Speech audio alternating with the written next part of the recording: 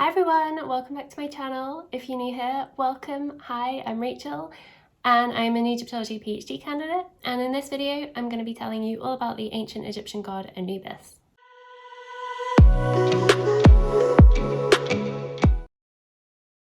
Anubis was one of the most important ancient Egyptian underworld gods.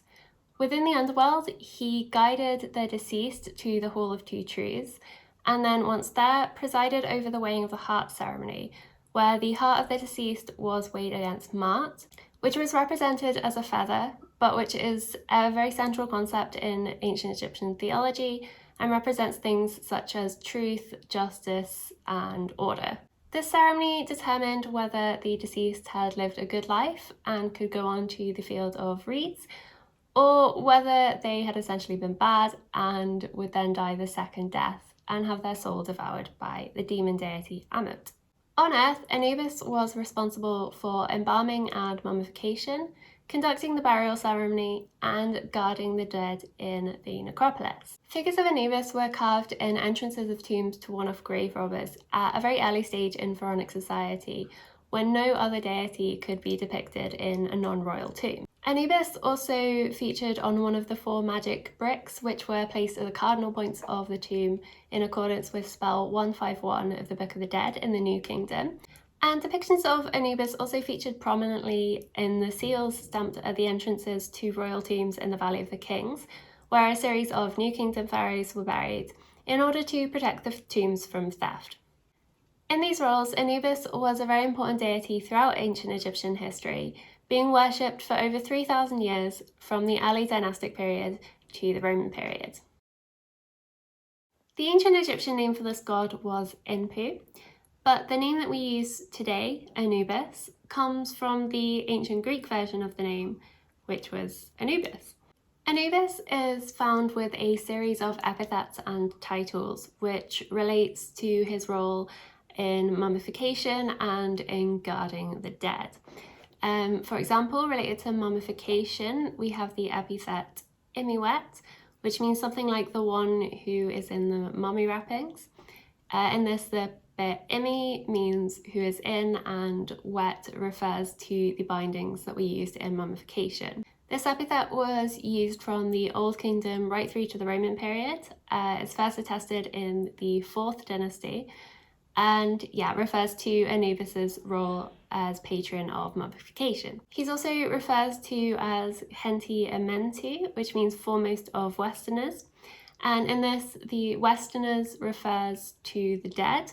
And this shows Anubis's really important role in the afterlife.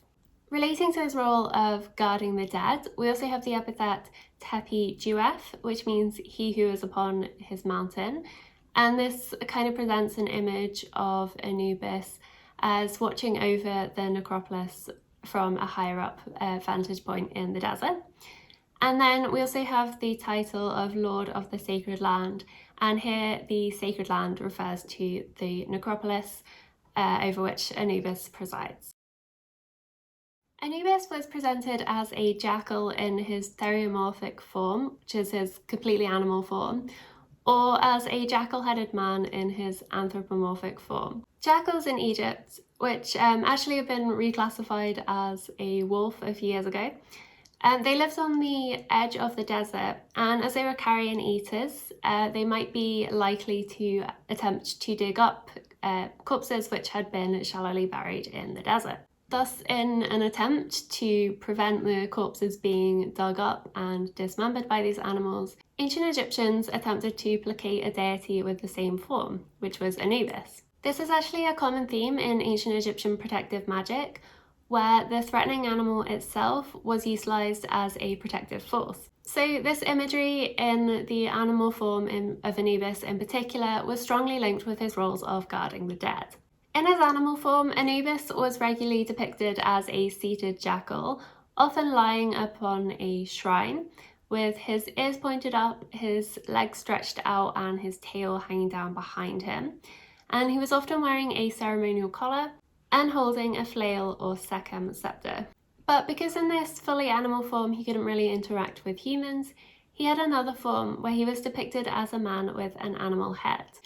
Unlike the earthly inspiration for this imagery, the African golden wolf, which is a golden colour, as its name suggests, Anubis actually had a black colouring. This colour was linked to his roles as a god, in that it links to the colour of putrefying corpses, and also to the fertile black soil, which linked to the idea of rebirth in the afterlife. The main towns in which Anubis was worshipped were Asyut, which was called LiQWYD by the Greeks, and he had a cult centre at Saka, which was renamed Sinopolis by the Greeks. Anubis was also frequently featured in offering formulae, particularly the Hetepdinesu formula. This was a formulaic offering which began with a set structure, an offering which the king gives to, and then either Anubis and his titles and epithets, or Osiris and his titles and epithets. This granted provisions for the deceased by invoking the king and either Anubis or Osiris, and it ensured that the deceased would be granted the provisions that they needed to live comfortably in the afterlife.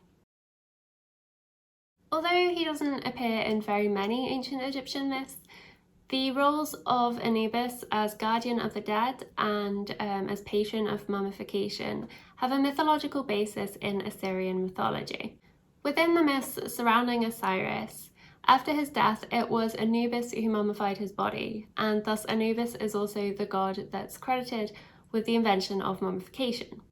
Anubis also guarded Osiris's body from the god Seth, who had been the one who killed Osiris in the first place. At one point, Seth tried to get close to Osiris's body by disguising himself as a leopard, but he was apprehended by Anubis and branded with a hot iron, and according to ancient Egyptian myth, this is how the leopards got their spots. Anubis also protected Osiris another time when Seth tried to sneak up in the form of a bull, and in punishment he castrated the bull that was Seth, again protecting Osiris's body. Also, during the mummification rituals performed by the ancient Egyptians, the deceased was linked with Osiris, and the Heri Sheshta, or Master of Secrets, who oversaw the rituals, was closely linked with Anubis, and he would have worn an Anubis jackal-headed mask during the rituals in order to emphasize this association. So that's a quick overview of Anubis and his roles and imagery. If you want to see more of this type of video on different Egyptian gods, please subscribe to my channel, and I will see you guys in my next one.